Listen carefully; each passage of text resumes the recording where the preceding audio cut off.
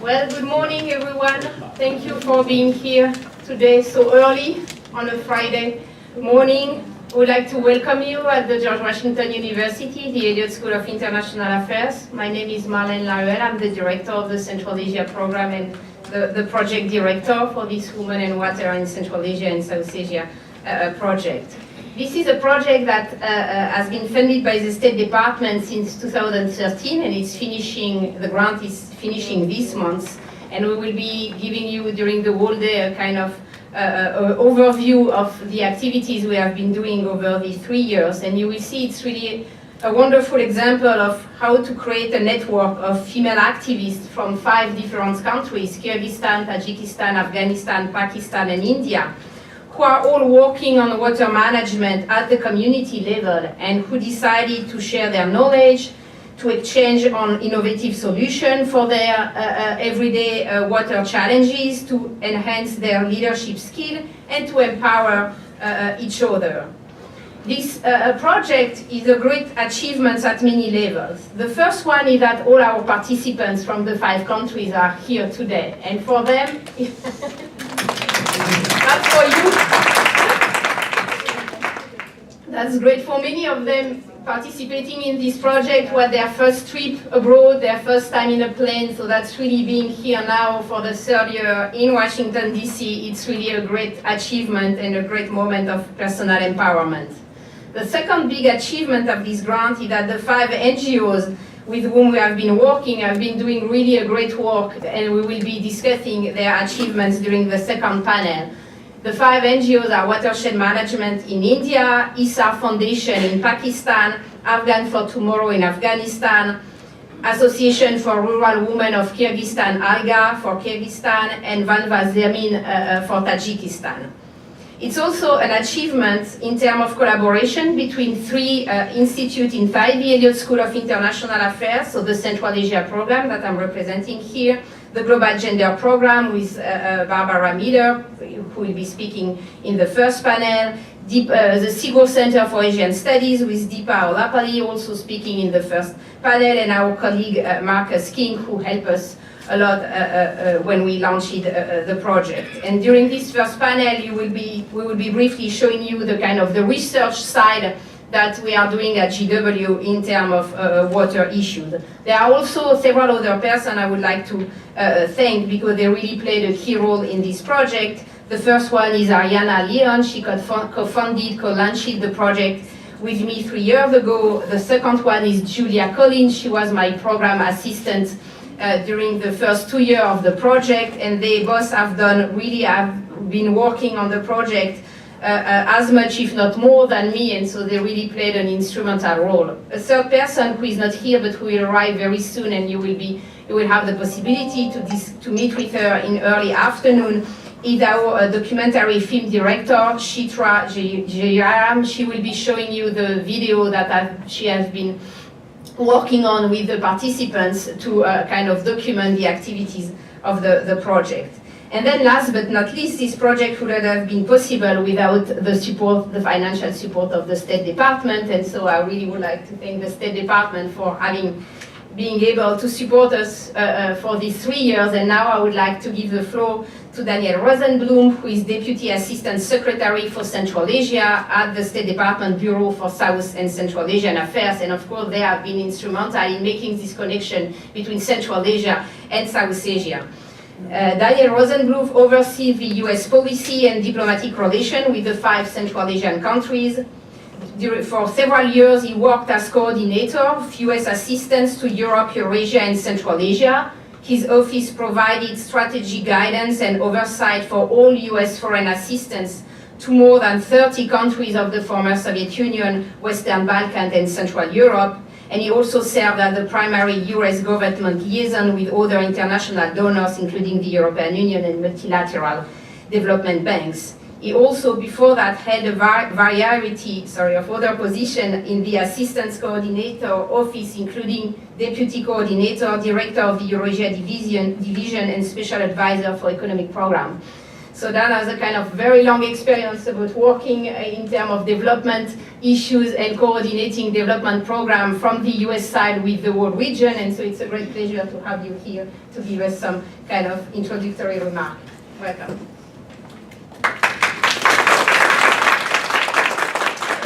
Thank you very much, Marlene. And I'm really delighted to be here today and to have a chance to talk about this very important program that many of the participants here, many people in the room today have participated in.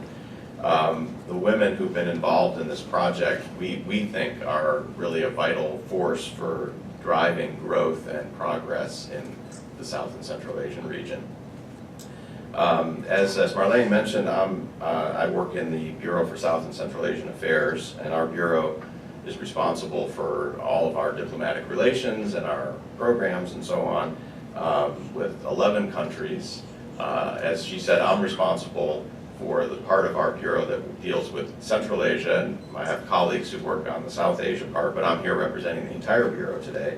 And the countries in our bureau represent, and I didn't really realize until I was preparing for this, how many people, 1.5 billion people, which is 20% of the world's population.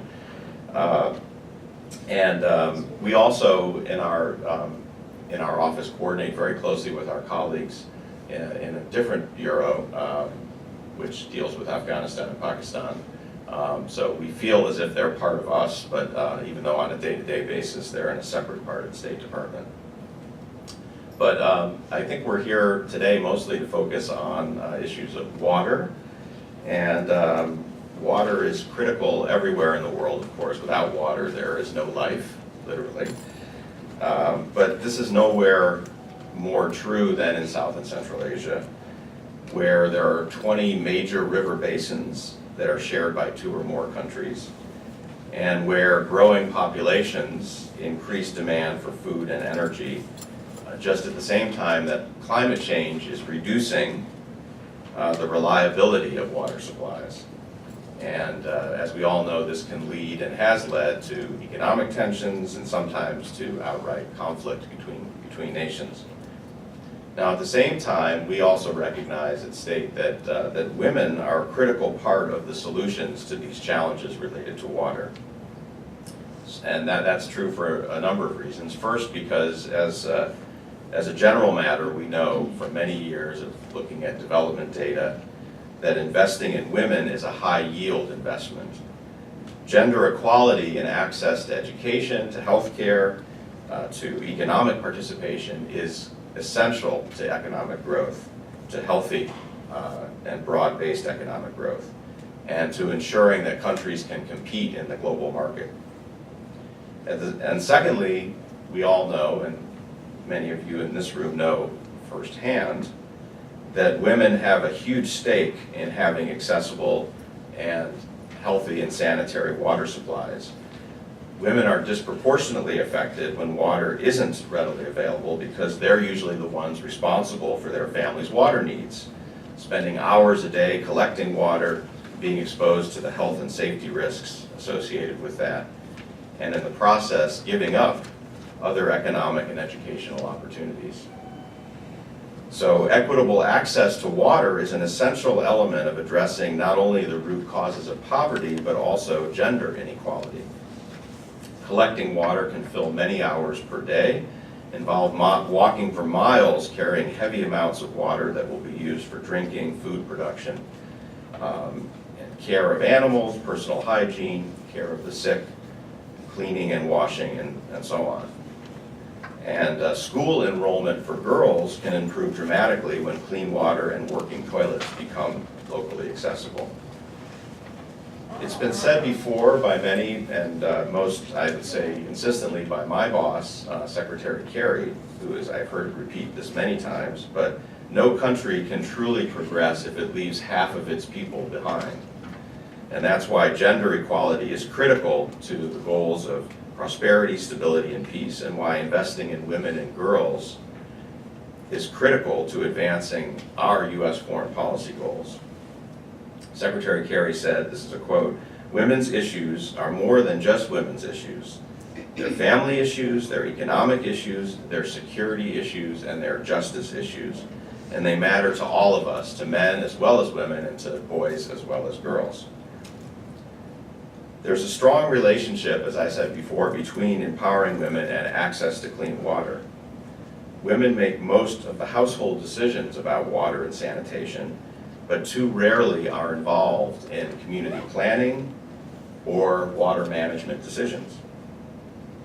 Women's central role in household water management means that they must be involved in addressing community level and national level plans for dealing with water. Teaching women who produce up to 80% of the food in developing countries how to store and use water more effectively greatly reduces the community's water usage. And educating women in communities about hygiene and reducing waterborne diseases positively impacts their families and their communities' health. In South and Central Asia, the U.S. government has sought to advance regional cooperation on shared water resources to promote water management solutions that address the nexus of water, energy, and food, and expand economic opportunity. Here in Washington, and through our overseas embassies and our USAID missions, we're collaborating with a wide variety of partners, including the development banks, the United Nations, and local NGOs. In Central Asia, for example, the U.S. government is funding programs to foster cooperation and remove the potential for water to become a source of conflict. In India, our USAID mission is working with public and private sector leadership to generate solutions to the incredible water challenges that India faces, including sanitation and hygiene. Each of the participants in the program who are here today is a leader in your country and in your field. All of you possess a reservoir of talent and experience, no pun intended, reservoir of talent and experience, and are capable of developing better ways to manage your country's water resources. So we're really pleased that you've come together to share best practices, and I understand that you're also committed to making this not just a one-time project of a couple of years, but only the beginning of a meaningful collaboration and a networking exercise where you'll continue to work together, which we think is fantastic. That collaboration that you have across state lines, across country lines, can be a true investment in the future of your countries and lead to the sustainable management of what is really the world's most precious resource.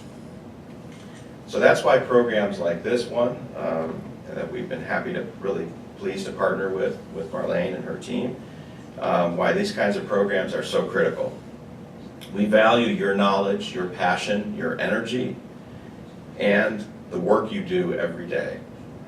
We know that you will share your experience with others, as women always do, and that you will pay this experience forward to benefit so many more in your countries. We look forward to continuing partnership with you in order to create a better future for people throughout the region. Thanks, and I'd be glad to answer some questions if you all have any.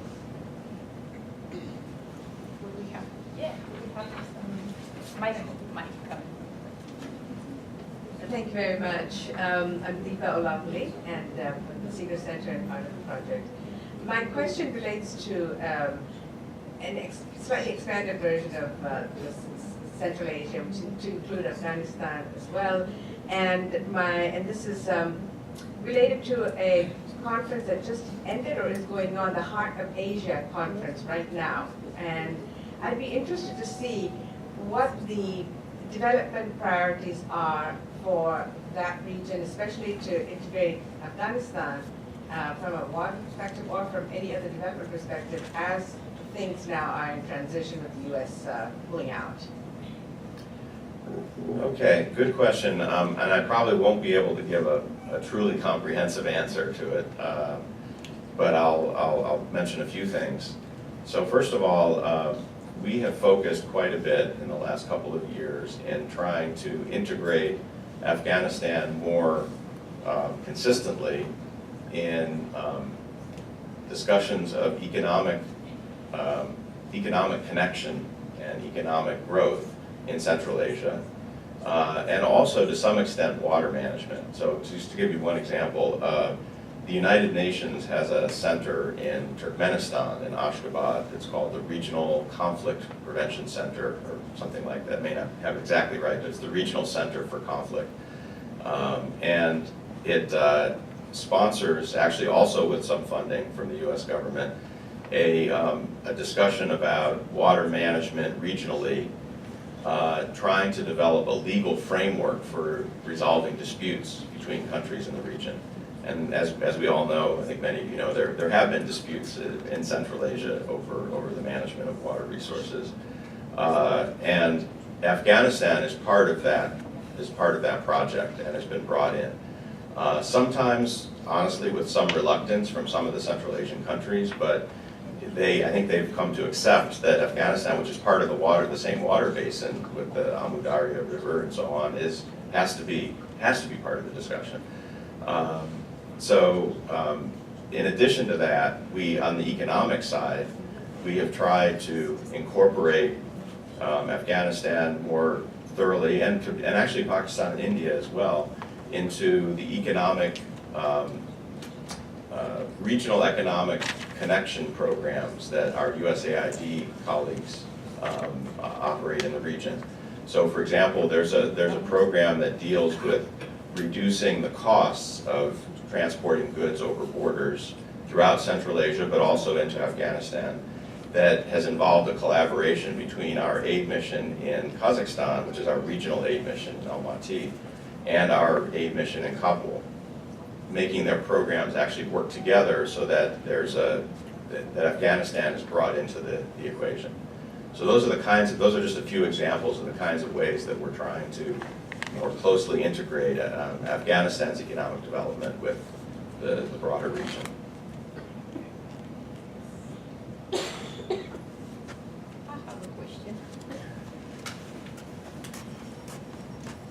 When we were, so during the 3 years of the project, we really realized how in fact, the State Department projects this Central Asia, South Asia as a region that is in the process of kind of integrating. But the reality is that the two regions are, of course, very much on many aspects still dissociated, and just the logistics of having a whole group going to Bishkek or going to Mumbai just show the kind of challenges you just have in terms of transportation between the two regions. What I was wondering is that if the State Department had really, the project really intend to continue developing this people-to-people level of connection between the two regions, and not only working at the state level or in terms of big regional integration project. And I was especially interested in any kind of project that could be supported in terms of developing the business connection at the small level, the small businesses connection because India and Pakistan have already very well developed huge small private sector, while for Central Asia it's really something that is just emerging now. So I was wondering if that was one of these aspects also of this kind of business connection, people-to-people connection, we're in the process of being more and more supported by the State Department. Mm-hmm. Yes, that is one of the priorities of what we're supporting. Ellen might be able to tell me the name of the project, but there's been a series sponsored by AID of business forums or business, what do they call them? These trade forums or something like that, which there was one in Tashkent last year, and I think there was just one in Almaty in September, October. And these have actually brought together business people, and frankly, it is mostly medium and small business people who go to it, because the big corporations can do their own business development from all over. But even though they call it a Central Asia trade forum, it has attracted businesses from all over South Asia as well, from Afghanistan, from Pakistan, from India, and even from places further afield, like Latvia. Apparently the Latvians are very interested in developing these businesses and have sent people to these events, and they have resulted in a lot of actual deals. I mean, dozens of concrete signed agreements to trade goods or do a joint venture in producing something have resulted from these things. Now it's pretty small scale because the size of the business is, so it's not generating huge numbers in terms of increased trade yet, but we see it as part of, it's exactly part of this people-to-people networking that we would like to encourage. And we're going to, that's going to continue into the future.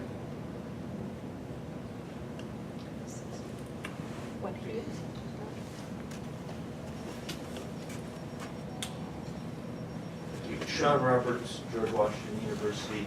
I guess continuing on this theme about regional integration, I was wondering in these efforts how much participation you get from China, because they're obviously also doing a lot of these things, and the thing you were talking about in terms of these trade forums reminds me very much of the economic forums that they hold in Urumqi to bring in Central Asian businesses and South Asian businesses. So I'm curious about that. So on the level of these trade fairs or trade forums, to be honest, I don't know what the Chinese participation has been. That's now that you've asked the question, I'm going to ask it because it interests me.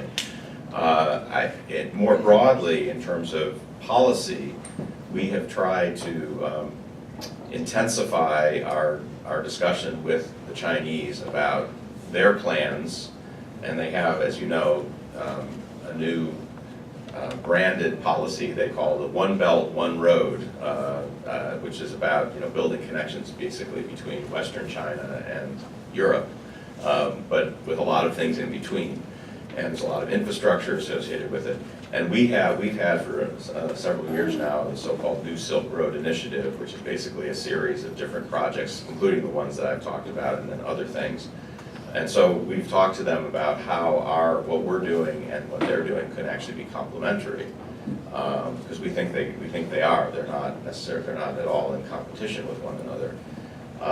Now, of course, the difference is that when they talk about One Belt, One Road, they have in mind, again, these huge infrastructure projects in ports, railroads, highways, and so on. And our project is really more about the software, you might say, of connectivity and the sort of technical assistance and the networking, bringing people together with a little bit of infrastructure mixed in. But nonetheless, the goals, the overall goals, as I said, I think are very compatible. So we're trying to keep that dialogue going with the Chinese, and they've been very receptive to it as well.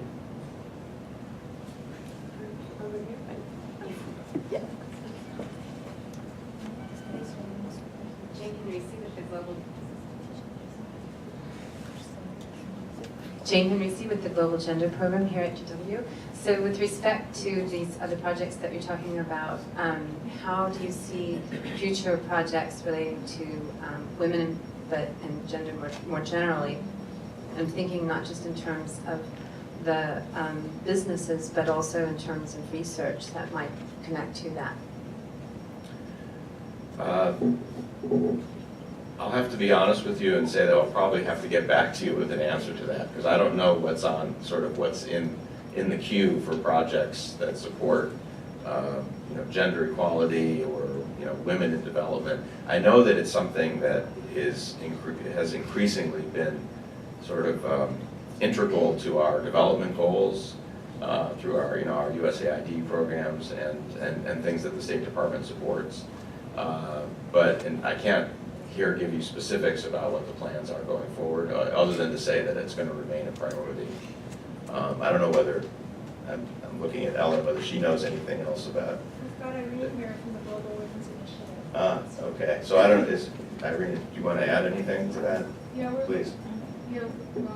We're certainly looking at ways we can become more engaged in Central Asia, which is why I'm actually at this event to get ideas from participants. And our AID mission is doing work regionally, including on women's economic empowerment, and the trade forum that was mentioned. There was actually a session focused on women. So we're looking at ways where we can sort of strengthen some of the programs that we've done definitely make it more of a priority. I will say that, just to add to that, that there was, a couple of years ago, there was a women's economic forum in Bishkek, I remember, and that, the participants in that, those who were invited, formed a network, which I think is still active to this day, where they're kind of reinforcing one another. There's basically women entrepreneurs from throughout the Central and South Asian region.